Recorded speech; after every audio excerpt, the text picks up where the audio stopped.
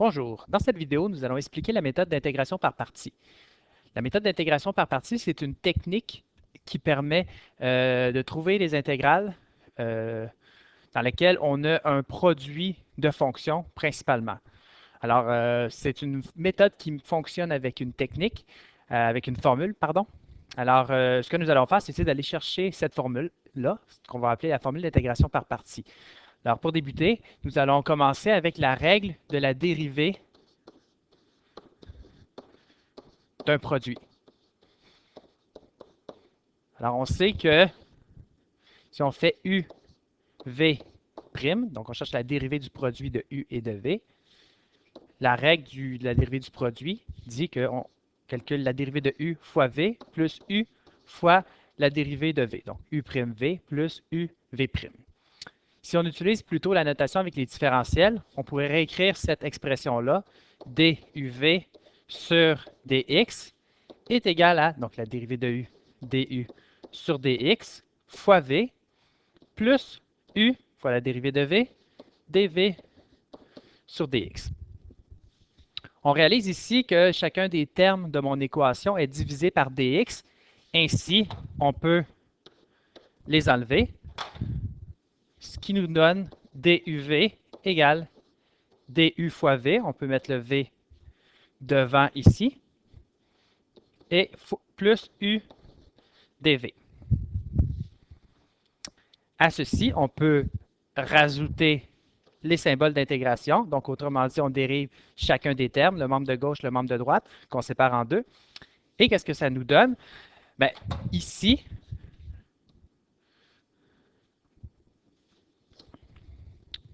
nous avons l'intégrale de la différentielle de U fois V. Et ça nous donne U fois V. Alors, je vais poursuivre ici. Alors, on va voir que UV, le produit de U fois V, est égal à l'intégrale de V du plus l'intégrale de U fois dV. On peut réorganiser ces termes-là en isolant l'intégrale de U dV. Ainsi, on obtient UV moins intégrale de VDI. Et c'est ça notre formule d'intégration par partie. Je vais la réécrire ici dans l'encadré. Donc, l'intégrale de U dV est égale à UV moins intégrale de VDU. Vous allez devoir apprendre cette formule-là et apprendre à l'utiliser. Donc, je vous donne un exemple ici de comment utiliser la formule. Comme j'ai dit précédemment, on l'utilise lorsqu'on a affaire à un produit de fonction. Donc, par exemple, ici, on a l'intégrale de x fois cos de x. Donc, ce qui va être important, c'est pour pouvoir appliquer l'intégration par partie, c'est d'identifier correctement ce qui va représenter dans notre intégrale de départ le u et le dv. Donc, puisqu'on a affaire ici à un produit, le u va être une des deux fonctions. Par exemple, ici, on peut considérer que le u est la fonction x. Donc, on a la fonction x qui est u et on prend tout le reste pour notre dv. Ce faisant, on peut poser un changement de variable, mais ce n'est pas le changement de variable classique comme on l'a vu précédemment. On pose un changement de variable avec notre u et notre dv. Alors, on a que u vaut x et dv, il va valoir cos de x dx. Dans notre changement de variable, on va aller calculer à la fois la différentielle de u et v. Donc, la différentielle de u, c'est dx, puisque u vaut x. Et puisqu'on a que dv vaut cos de x dx, pour aller chercher la valeur de v, on doit faire une intégrale. Donc, on doit faire une intégrale dans notre tête. Qu'est-ce qui dérivé donne cos de x? C'est sin de x. Alors, l'intégrale de cos de x dx, c'est sin de x. Alors, on complète ici le changement de variable. Ce qu'il y a de différent avec le changement de variable comme on le faisait auparavant, on ne va pas aller réécrire dans notre intégrale les u ici et les v. On va juste appliquer directement la formule. Donc, la formule, elle dit que si on a l'intégrale de u dv, ça va donner U fois V moins une nouvelle intégrale. Donc, l'idée ici, c'est de faire en sorte que la nouvelle intégrale qu'on va obtenir soit une intégrale qui va être plus simple que celle qu'on avait initialement. Et vous allez voir, c'est ce qui va se produire ici. Donc, U, c'était quoi? On va voir dans notre changement de variable. U, c'est quoi? Oups, pardon. Alors, U, c'était X. V, c'était sin de X. Alors, on va écrire U fois V, pardon, plutôt X fois sinus de X, moins l'intégrale de V du. Donc, V, c'est sinus de X, et du, c'est dx. Alors, on a appliqué la formule. Si je récapitule, ici, on avait U, ici V, et l'intégrale de V à nouveau est du. Donc, je suis allé repositionner chacun des éléments que j'avais trouvé posés dans mon changement de variable en appliquant la formule d'intégration par partie. Ce faisant, il nous reste une nouvelle intégrale à calculer. Ce sera toujours le cas lorsque vous allez appliquer la formule d'intégration par partie. Toutefois, donc comme je le répète, cette intégrale-là est beaucoup plus simple que celle qu'on avait au départ. Alors ici, on a toujours x moins sinus de x. Pardon, je reprends. Plutôt x fois sinus de x moins l'intégrale de sinus. C'est quoi l'intégrale de sinus? C'est moins cos. Alors plus cos de x plus c.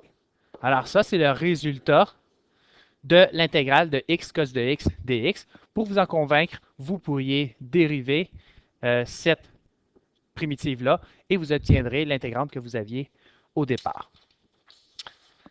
Alors, je vais faire un deuxième exemple. Dans ce deuxième exemple-là, ce qui va être intéressant, c'est qu'on n'aura pas affaire à un produit. On va affaire plutôt à une formule de base auquel on ne s'était pas encore intéressé, soit l'intégrale de ln de x. Si vous regardez un peu plus loin en bas de la page, vous voyez qu'on a aussi l'intégrale de arcsin de x, donc une autre fonction auquel on ne s'était pas intéressé précédemment. Donc, remarquez qu'avec les méthodes que je m'apprête à vous montrer, vous pourriez aussi faire l'intégrale de toutes les autres fonctions trigonométriques inverses, arc tangente, arc sécante, arc cosinus, arc cotangente et arc cosécante. Donc, voyons voir comment on fait pour l'intégrale ln de x dx. Là, on n'a pas affaire à un produit de fonctions, mais lorsque on choisit le u et le dv dans l'intégration par partie, c'est important de faire en sorte que la fonction u soit une fonction qui soit facile à dériver et que la fonction dv, plutôt la différentielle dv, soit quelque chose qui soit facile à intégrer. Alors ici, on ne sait pas intégrer ln de x, alors ça va être automatique. Ln de x, ça sera notre u. Alors, nous avons u est égal à ln de x, et dv, ben, ça sera tout simplement dx.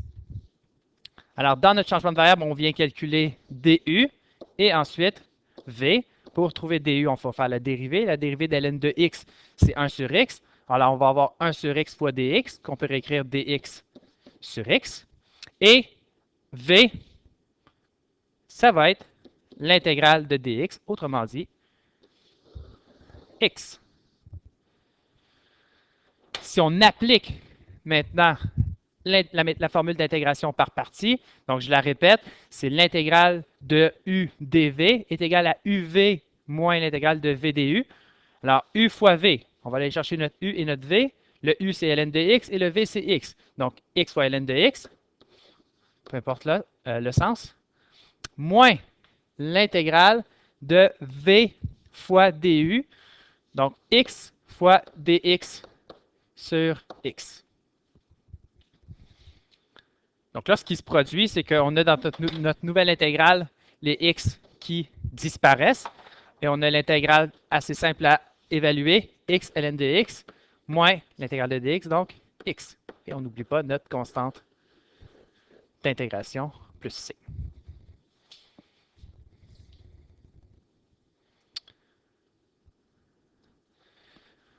Pour la fonction arcsinus, c'est similaire. Donc, on ne sait pas comment intégrer arcsinus. C'est justement la question. Alors, on peut poser le changement de variable qui va permettre d'appliquer la formule d'intégration par partie. Alors, on pose la fonction qui est facile dériver. En fait, ici, pas celle qui est facile, mais qui est possible à dériver. Alors, U, va être arc sinus de x et, pardon, dv va être comme précédemment dx. On va aller calculer notre du et notre v. Donc, du, la dérivée de arc sinus, c'est 1 sur racine de 1 moins x2 fois dx, évidemment. Et l'intégrale de dx, c'est x. On vient vérifier qu'on a tous nos éléments dans notre intégrale de départ. Évidemment, il ne faut pas oublier des éléments. Donc, on a udv, donc qui est arc sin de x fois dx. Alors, on va pouvoir poser la formule d'intégration par partie. Donc, qui est uv, donc x fois arc sinus de x, moins l'intégrale de v du. Donc, x sur racine de 1 moins x2 dx.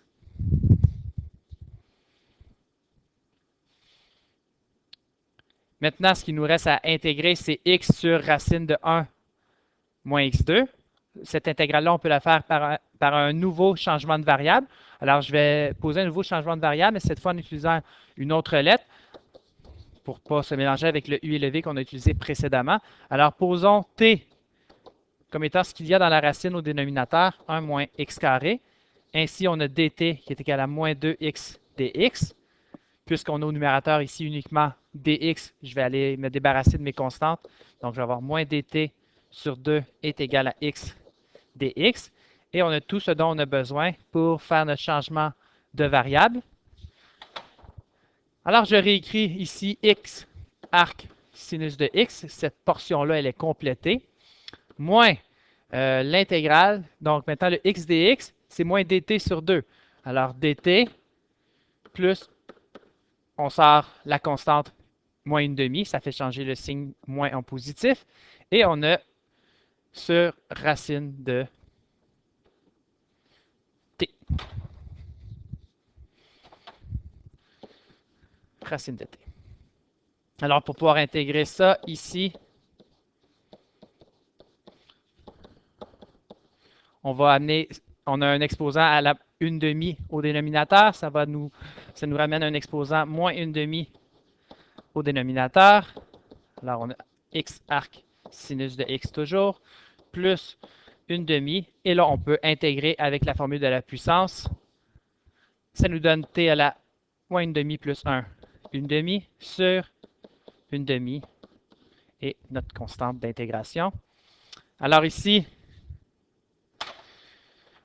le 2 et le 2 disparaissent. On aurait pu évidemment amener notre 2 en haut au départ et le faire disparaître ensuite. Alors, on complète en ramenant à notre variable de départ qui était x. Alors, x arc sinus de x plus la racine de 1 moins x carré plus c. Et ça, c'est ma solution.